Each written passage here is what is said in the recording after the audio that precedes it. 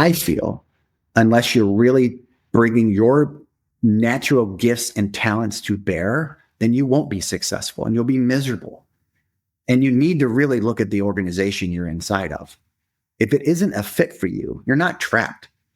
This is going to be a little edgy, but I got to say it.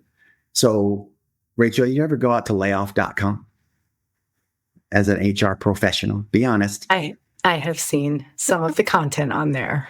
Okay. If you go out there and read that stuff, I don't often, but like people take screenshots and send it to me. So, can you believe this person said this, whoever this person is? I'm going to use language for a minute. I think those sites are chicken shit. And the people on them are sad. And I say that because not all of them, but if you look at some of the comments that are being made, they have more control than they think. Yeah. You're not trained. You're not owned by the organization you belong to. If your authentic self isn't a match from where you are, your time would be better spent not typing into an anonymous website that you hate where you work. Go find another job. It should be a lifelong pursuit to find yourself and find where you fit. And if those two things don't match, that's a sad existence.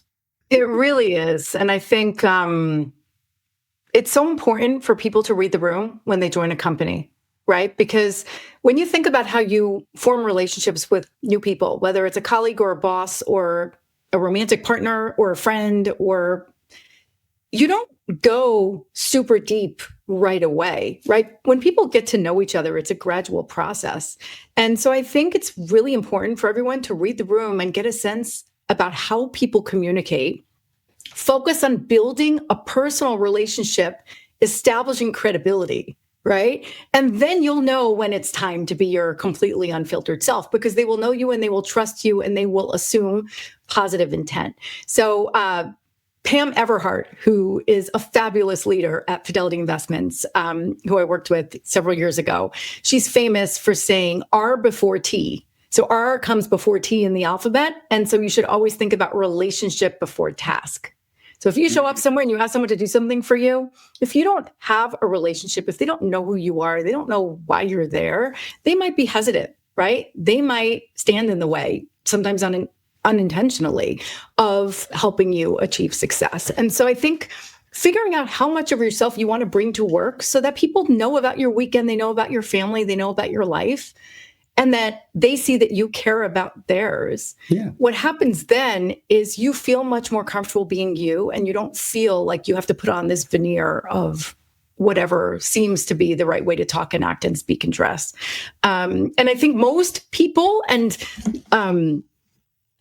Kenji Yoshino, who's a professor at NYU Law School. Patrick, have I ever told you about this book?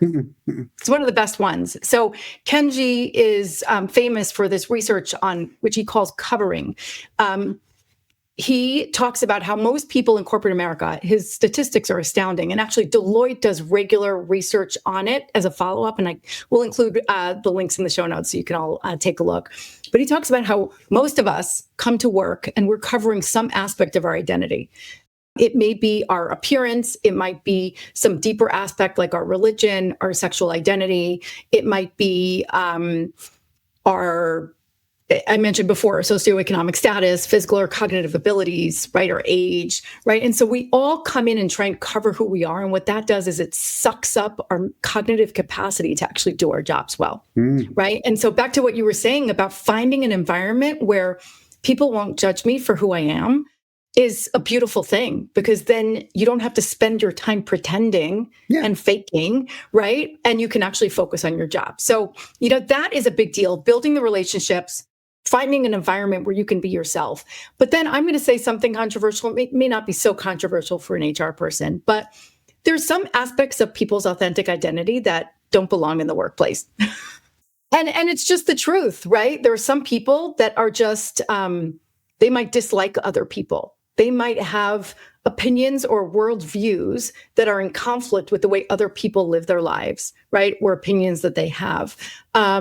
They might disagree with a business decision, right? And sometimes you just have to show up and do your job, right? Yeah. And so we should never police people's thoughts. We should never police people's life choices. But as employers, And as builders of cultures, we can say what is appropriate or what is not appropriate when it comes to expressions of behavior in the workplace. And it boils down to respect for each other always, right? So I've unfortunately had to have conversations with people over the years that tell them like, hey, okay, that's what you think, that's who you are, that's what you believe. But this part of yourself is best left at home, right? And focus on other aspects in the workplace. And I think that is really, really critical. And so for takeaways,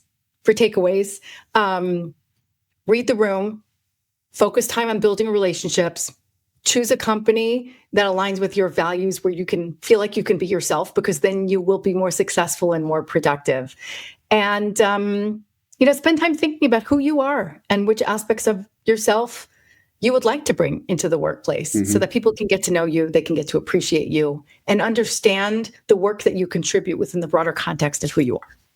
Yeah, my closing comments on corporate responsibility, when I say it, it means the corporation doesn't owe anyone anything. It's not a living, breathing thing. They usually have a singular purpose: growth. And is it share price? If you're publicly traded, if you're privately held or a family office, is it returns? Whatever, like venture capital money, everyone's looking for a return, an outcome. That is a corporation's primary mission. There's a choice if you choose to follow that path. I did. You did. We both work for a couple of Fortune 150s in our career. They're machines. It's people, me and you, particularly, because I've listened, everyone that's listening, I've listened to Rachel's stories about where she worked before and just who she is as a person, as my HR partner here. She's listened to my versions. We made the choice to come and track on these types of places. And we did our best in our individual organizations to make them less just focused on that. Now, we didn't change the environments in terms of what their primary mission was, and I never would want to. It's not what anyone's mission should be. You go to work for an AT&T or a Chase or wherever, you know what the mission is. Then you have a responsibility, just like the corporation's responsibility is for growth. Your responsibility is your own growth. And does that place match what you want to feel good about yourself, ethically, morally, your moral compass? Rachel and I talked about our moral compasses a lot. Like, it's a choice. It is a choice. You are not prisoner at where you work, and the choice is yours. Be great there or go. I can't tell you how many HR partners I've had in my career or like direct reports that say, Patrick, you can't say those things, where I've said things like get happy or get out.